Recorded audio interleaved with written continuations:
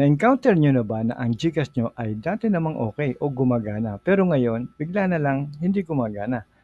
So ano kaya mga dahilan at yon ang ipapaliwanag o ituturo ko sa inyo ngayon, how to recover GCash account.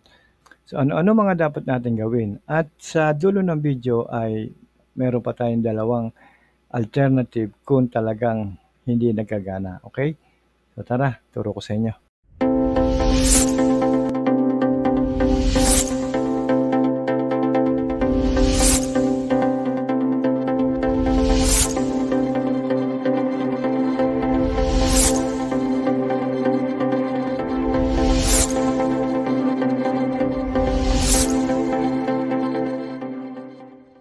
So meron tayong tatlong paraan para ma-solve natin ang ating issue. So hindi natin mabuksan ang ating GCash, ayaw gumana. So unang-una natin gagawin ay mag-restart tayo ng ating phone. Pupunta tayo sa setting at i-click lang natin ang restart. Yan, yung kulay green, yan yung restart. Click lang natin yan para maklear natin ang mga memories. Minsan kasi nabibilaukan din ang ating phone, lalo na kung marami tayo binubuksan mga apps. Okay? So, ang way number 2 naman natin ay i-clear naman natin ang lahat ng notification at ang memory kasi nakaka-add up din yan sa sistema ng ating phone. Okay? So, depende kasi yan. Iba-iba ang phone, iba-iba rin ang manufacturer. So, iba-iba rin ang diskarte. Okay? So, clear all notification and memory. Ayan, nasa ibaba. Yan, clear lang natin yan, yung may arrow na yan. Check nyo agad sa inyong cellphone kung okay na o gagana na.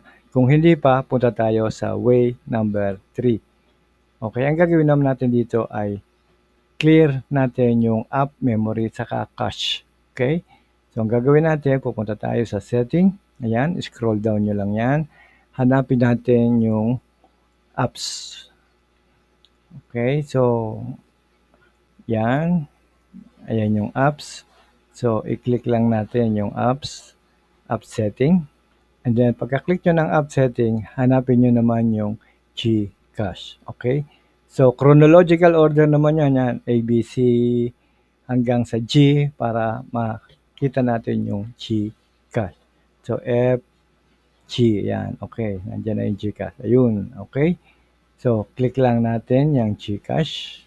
Okay, pagka-click natin yan, makikita nyo na yung submenu at pupunta naman tayo sa storage. Okay, so hanapin nyo lang yung storage.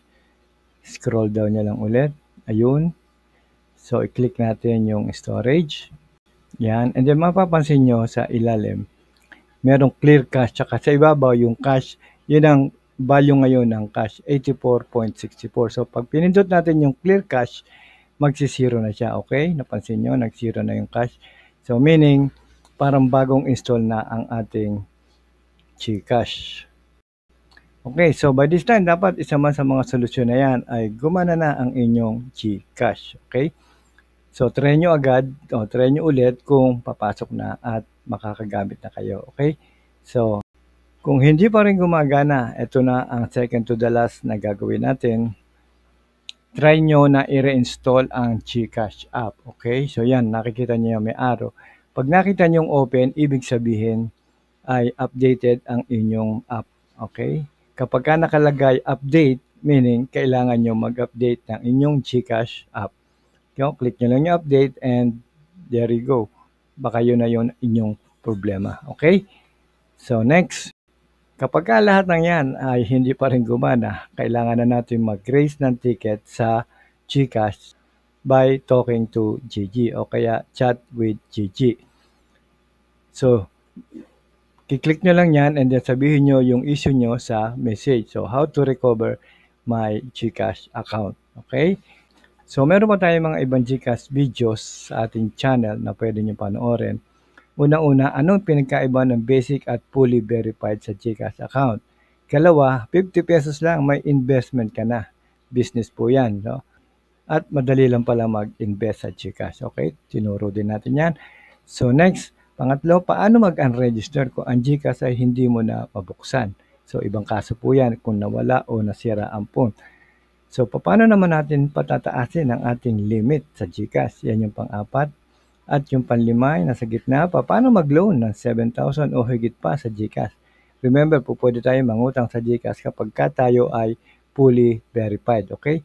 And then lastly, paano mag-unregister?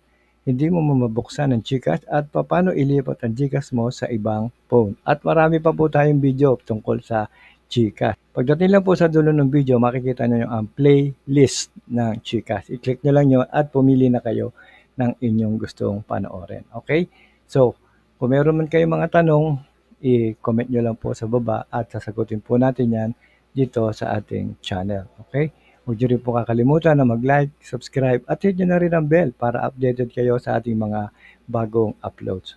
Mula po sa Promag TV, maraming salamat po sa panonood and God bless.